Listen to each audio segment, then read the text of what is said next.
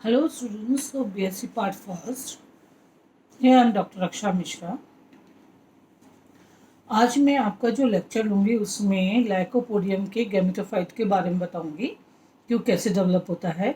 और जो मैंने पहले लेक्चर लिया था लेक्चर 2 के अंदर मैंने आपको बताया था reproduction by spore. Previous lecture के अंदर हम यहाँ तक पहुँच गए थे कि स्पोर का फॉर्मेशन कैसे होता है, लिबरेशन कैसे होता है और वो किस में बनते हैं। अब स्पोर बन चुके हैं, अब हम आगे पढ़ेंगे स्पोर के बारे में, स्पोर के जर्मिनेशन के बारे में और उससे फिर कैसे गैमेटोफाइट डेवलप होता है। तो ये मैंने डायग्राम बना रखा है, देखिए आप। इसमें स्पोर जो होते हैं लाइकोपोडियम के अंदर, स्पोरेंजियम के अंदर होमोस्पोर्स पाए जाते हैं। मीन्स वो स्पोर्स जो शेप और साइज में एकदम सिमिलर होते हैं। इनका जो आकार होता है वो 0.03 से 0.05 मिलीमीटर तक के डायमीटर का हो सकता है।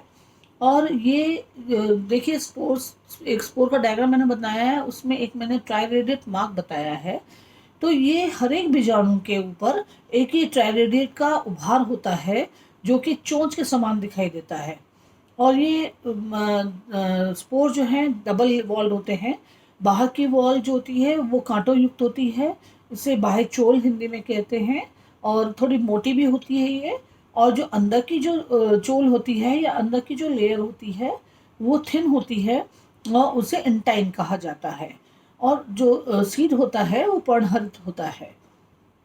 अब सीड जो है जब अपने स्पोरेंजियम में से निकल जाता है तो ये अंकुरण बीजाणु के स्फुटन से बीजाणुओं के विकर्ण के बाद क्या होता है कि इसका अंकुरण शुरू होता है। अब ये जब इसको नॉर्मल कंडीशंस, फेवरेबल कंडीशंस मिलती हैं जिसमें इसको ह्यूमिडिटी से या आसपास के पानी से या पानी में अगर गिर जाता है तो पानी से, जब इनको पानी मिल जाता है तो ये इनका जो बाहर का जो चोल होता है वो पानी को सोख करके फूल जाता है।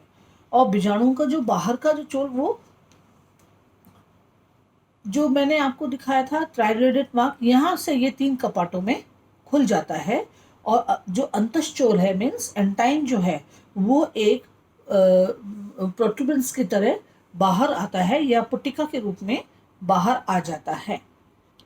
बीजाणु की जो भित्ति है उसके फटने से पहले ये अनुप्रस्थ भित्ति द्वारा दो समान, देखिए मैंने आगे नेक्स्ट डायग्राम देखिए, जब ये बाहर आता है उससे पहले ही, इंटाइन बाहर आने से पहले ही उसके अंदर एक ट्रांसवर्स डिवीजन होता है जिससे 2 सेल्स बनते हैं, एक छोटा सेल और एक जो रंगहीन होता है और उसे मूलाभासी कोशिका या राइजोइडल सेल भी कहा जाता है। और ये आगे विकास में अनइक्वल डिवीजन होता है, इसके अंदर एक छोटा बनता है एक बड़ा बनता है। जो छोटा सेल होता है उसको राइजोइडल सेल कहते हैं और बड़े सेल को लार्ज सेल कहते हैं। जो छोटा सेल होता है राइजोइडल सेल वो आगे कोई विकास में भाग नहीं लेता, और जो बड़ी कोशिका होती है वो आगे विभाजित होकर के गैमेटोफाइट बनाती है।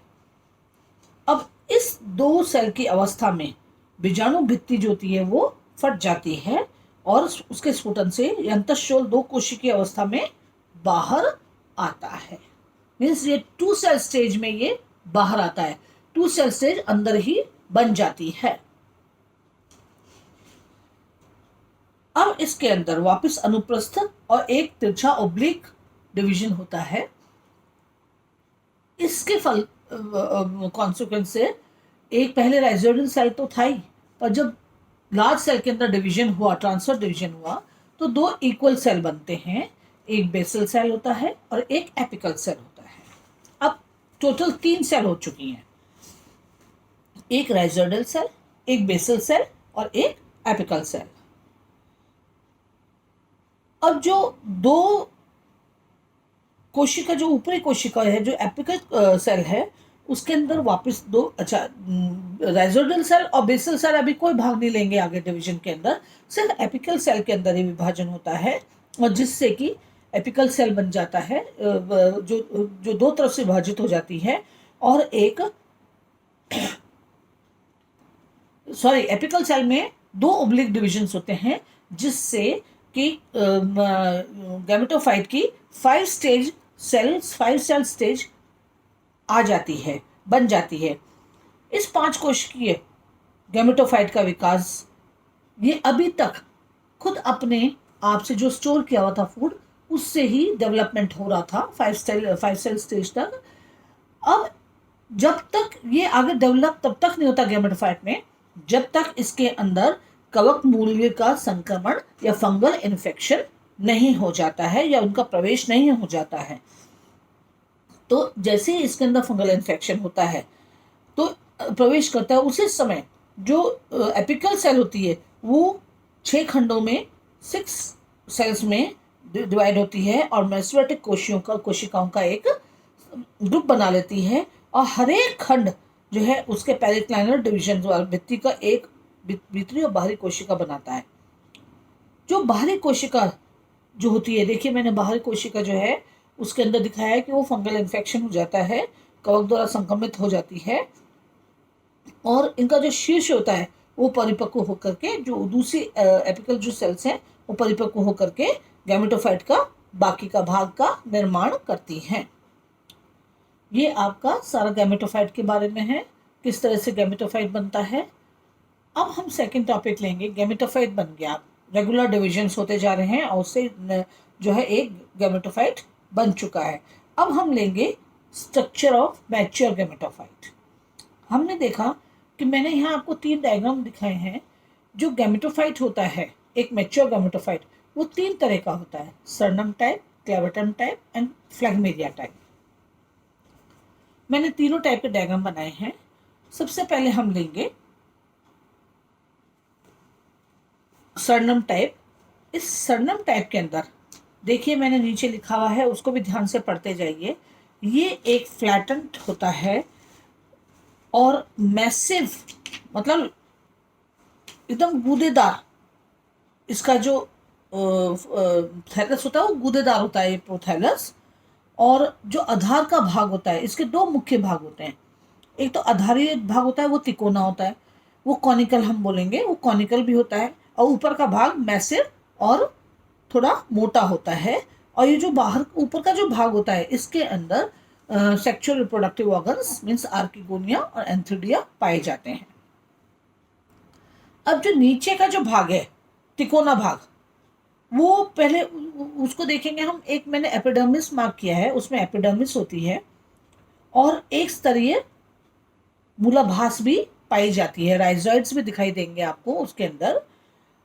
इसके अंदर वल्कुट क्षेत्र होता है।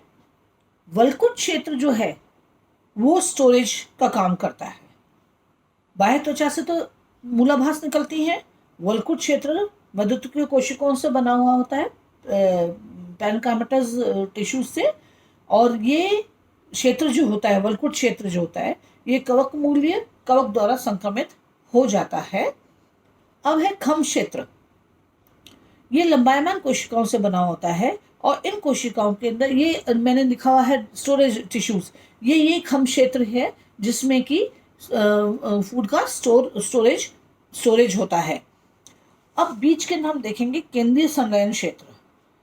ये जो षटकोणीय कोशिकाएं जो हैं ये इससे निर्मित होती हैं और भोज्य पदार्थ इसमें संचित रहता है। ऊपर की तरफ देखिए चौड़ा क्षेत्र, नीचे कॉनिकल है, ऊपर चौड़ा क्षेत्र है वो। तो ऊपर जो चौड़ा क्षेत्र है वो मध्यवर्ती मीन्स पैरेन्काइमस टिश्यूज द्वारा बना हुआ है और कवक मूल्य कवक इनमें नहीं पाए जाते, इनमें मेरिस्टम उपस्थित होता है। और इसी क्षेत्र के अंदर आर्किगोनिया और एंथ्रिडिया स्त्रीधानी या पूधानी पाए जाते हैं। सेकंड है क्लेवेटम टाइप। क्लेवेटम के अंदर हम देखेंगे, लिखा हुआ भी है मैंने, ये एक चीज और है कि इसके अंदर ग्रीन प्रोथैलस होता है। ये सरनम जो होता है वो ग्रीन प्रोथैलस होता है और इसका प्रोथैलस 3 मिलीमीटर के से ज़्यादा भी हो सकता है। और इसके जो सेक्स ऑर्गन्स होते हैं वो मैं बता चुकी हूँ, ऊपर वाले चौड़े भाग में पाए जाते हैं। ये क्योंकि इसके अंदर ग्रीन होता है ये, इसलिए इसको ऑटोट्रॉपिक भी होता है, स्वयं खाना भी बनाता है, पर इसमें फिर भी माइकोराइजा प्रेजेंट होते हैं। माइकोराइजल हाइफा प्रेजेंट होते हैं। माइकोराइजा मीन्स किसी भी बड़े प्लांट के साथ फंगस का जो सिम्बायोटिक एसोसिएशन होता है उसे माइकोराइजा कहते हैं। तो एक और चीज इसके अंदर होती है सरनम के अंदर कि ये बहुत छोटे समय के लिए रहता है, बहुत शॉर्ट लिव्ड होता है। अब हम नेक्स्ट लेंगे क्लेवेटम। जो क्लेवेटम है ये सैप्रोफिटिक होता है, नॉन ग्रीन होता है, और इसको अगर हम देखें तो ये ज़्यादातर ये जमीन के देखिए इसके नीचे राइजर्ड्स हैं, ये कप शेप होता है और 1 से 2 सेंटीमीटर की लेंथ का होता है। इसके अंदर जो सेक्स ऑर्गन्स होते हैं वो फ्लैटन सरफेस पे पाए जाते हैं। आर्किगोनिया ज़्यादातर मार्जिन पे मिलेगा आपको और एंथ्रोडिया सेंट्रली प्रेजेंट होता है। और ये कम से कम 10 से 15 साल मैच्योरिटी के लिए, मैच्योर होने में इसको 10 से 15 साल चाहिए होते हैं। बहुत स्लो प्रोसेस होता है इसका मैच्योरिटी का, और ये सैप्रोफिटिक होता है, पर माइकोराइजा इसमें भी पाए जाते हैं, सरनम में भी पाए जाते हैं, क्लेवेटम में भी पाए जाते हैं। अब हम लेंगे फ्लैगमेरिया। फ्लैगमेरिया के अंदर हम देखेंगे 3 भाग होते हैं, 3 तरह के भाग हैं। सबसे नीचे बेसल पार्ट है, उसको हम आधारीय भाग बोलेंगे, जो जमीन के अंदर धंसा रहता है। फिर बीच के अंदर हम देखेंगे कुछ मासल मोटा जो है मोटा भाग है। इसके मैस्मेटिक स्ट्रैंड से ग्रीन ऊपर बहुत सारे लोब्स निकल रहे हैं जिन्हें ग्रीन लोब्स कहा जाता है, और इसके आधार पर ही जननांग या सेक्सुअल ऑर्गन्स पाए जाते हैं, जो मैंने लेबल भी कर रखे हैं। एंथ्रिडिया और आर्किगोनिया ऊपर के पोर्शन में लोब्स में उपस्थित है। इसके अंदर जो जननांग मैस्मेटिक कोशिकाओं से उत्पन्न होते हैं, और युवा जननांग जो होते हैं वो मैस्मेटिक के समीप ही पाए जाते हैं, मेरिस्टेम के। और ये भाग जो होता है जनन अंग उत्पन्न होते हैं। इन्हें जनरेटिव, ऊपर वाले पोर्शन को जनरेटिव जोन या जनन क्षेत्र कहते हैं। ये हरा होता है और पैरेन्काइमस टिश्यूज का बना हुआ होता है, और ये क्षेत्र माइकोराइजा रहित होता है, इसके अंदर माइकोराइजा नहीं होता। इसके अंदर पैलिसेड टिश्यूज भी पाए जाते हैं। जो नीचे का पोर्शन है, बेसल पोर्शन, उसमें पैलिसेड टिश्यूज पाए जाते हैं, और नीचे वाले पोर्शन में माइकोराइजा उपस्थित हो जाते हैं, डेवलप हो जाते हैं। इसलिए हम कहेंगे ये भी सैप्रोफिटिक होता है, नॉन ग्रीन होता है, 2 मिलीमीटर तक का लंबा होता है, और इसके जो सेक्स ऑर्गन्स हैं वो ऊपर वाले पोर्शन में डेवलप होते हैं, और इसके अंदर भी माइकोराइजा प्रेजेंट होते हैं। तो हमने तीनों टाइप के जो गैमेटोफाइट पढ़े, उनमें एक ही कॉमन जो करेक्टर हमको दिखा वो था presence of mycorrhiza in all type of thallus. बाकी सबका अपना अपना अलग अलग करेक्टर्स थे जो हमने पढ़े हैं। That's all. And the next topic, that is the sexual reproductive organs, fertilization and embryo development, will take in the next lecture. Okay.